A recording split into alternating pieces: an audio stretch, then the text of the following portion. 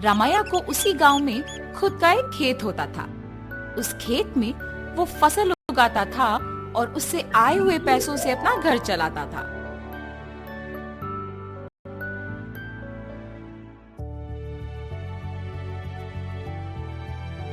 हमेशा की तरह इस साल भी फसल तो मैंने उगा दिया। अब गर्मी की मौसम शुरू होने वाली है, जल्द ही तरबूज के बीज डालने पड़ेंगे।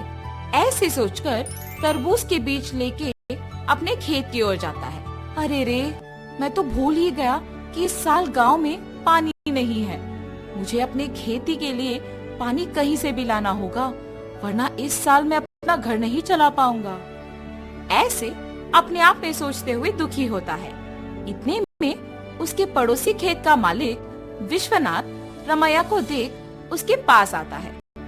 अरे रामैया, इतना क्या सोच रहे हो कि मेरा आना भी देखा नहीं तुमने? विश्वनाथ, तुम्हें तो पता है कि मैं हर साल चावल की फसल के बाद तरबूज उगाता हूँ, मगर इस साल गांव में पानी ना होने के कारण मैं तरबूज नहीं उगा सकता हूँ। मैं अपना घर कैसे चलाऊंगा? क्या तुम पानी के बारे में इतना सोच रहे हो? उसमें क्या है, इस सारे गांव में सिर्फ मेरे ही खेत में तो मोटर है। मेरे मोटर का उपयोग करके तुम हमेशा की तरह अपने खेत में तरबूज उगाओ। मैं तुम्हारा एहसान कभी नहीं भूल सकता हूँ। ऐसे कहकर उसके खेत में मौजूद मोटर के सहायता से पानी का उपयोग करके तरबूज उगाता है। कुछ ही महीनों में उसके खेत में तरबूज अच्छे उगते देख बहुत खुश होता है। हर साल से ज्यादा तो इस साल तरबूज उगे हैं, इनको बेचूंगा तो बहुत सारे पैसे मिलेंगे। ऐसे सोचकर सारे तरबूजों को बेचने दुकान जाता है। वहाँ दुकानदार तरबूजों को लेके पैसे देता है। ये सब उसी दुकान के पास मौजूद विश्वनाथ देखता है। रामैया को तरबूज की फसल उगा के बहुत सारे पैसे मिले हैं। मेरे पानी देने की वजह से ही ये उसके लिए मुमकिन हुआ है, इसीलिए आए हुए पैसों में आधा हिस्सा मुझे मिलना चाहिए। इसके बारे में मुझे रामैया से पूछना होगा। रामैया, मेरे पानी देने की वजह से ही तो तुम इतने तरबूजों को उगा सकते हो। हाँ, आपने सच ही कहा है। उस दिन आपने अगर पानी नहीं दिया होता तो आज मेरे हाथों में पैसे नहीं होते। अगर मैं तुम्हें पानी नहीं देता तो तुम्हारे पास आज पैसे नहीं होते ना। मतलब तुम्हारे हाथ में जो पैसे हैं उसमें आधा हिस्सा मुझे मिलना चाहिए ना। ठीक है जी, आपको सिर्फ इन पैसों में आधा हिस्सा चाहिए ना। लीजिए, आप ही की वजह से तो ये मेरे पास आए हैं। ऐसे खुशी से पैसे देता है। मैंने सोचा कि तुम पैसे नहीं दोगे, लेकिन तुमने मेरा एहसान बाकी चुका दिया। मेरे पूछने पर बिना सोचे तुमने पैसे बस दे दिया। तुम अगर ऐसे ही रहोगे तो तुम्हारी अच्छाई ही तुम्हें नष्ट कर देगी। ऐसे कहकर पैसे लेके वहाँ से चले जाता है।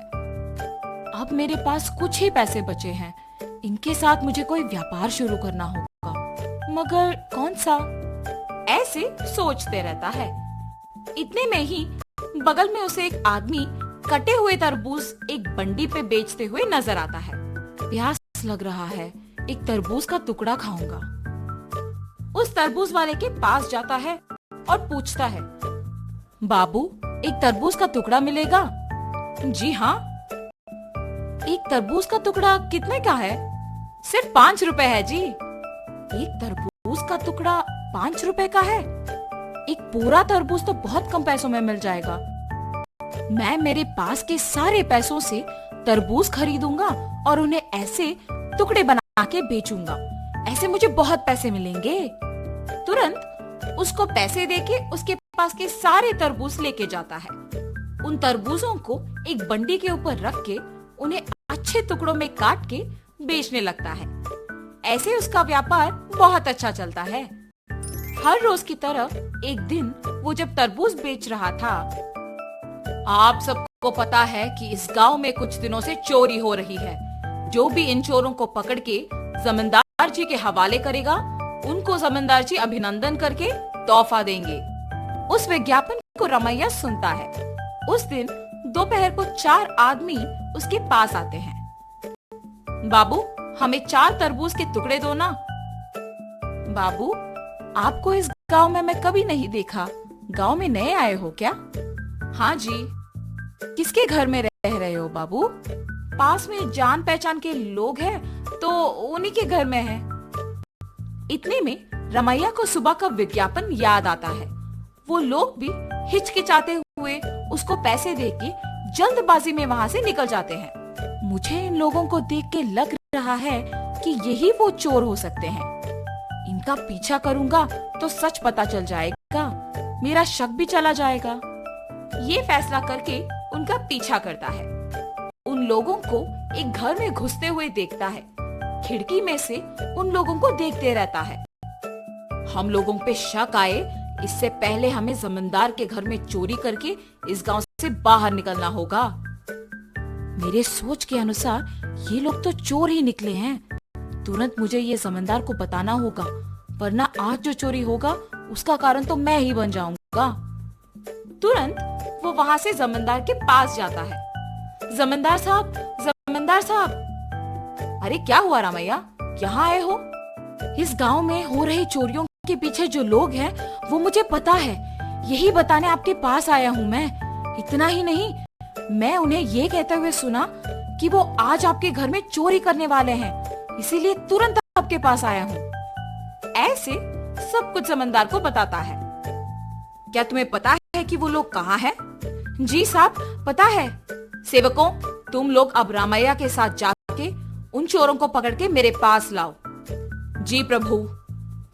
जमींदार के आज्ञा के अनुसार सेवक उन चोरों के घर जाके उनको पकड़ के जमींदार के पास लेके आते हैं।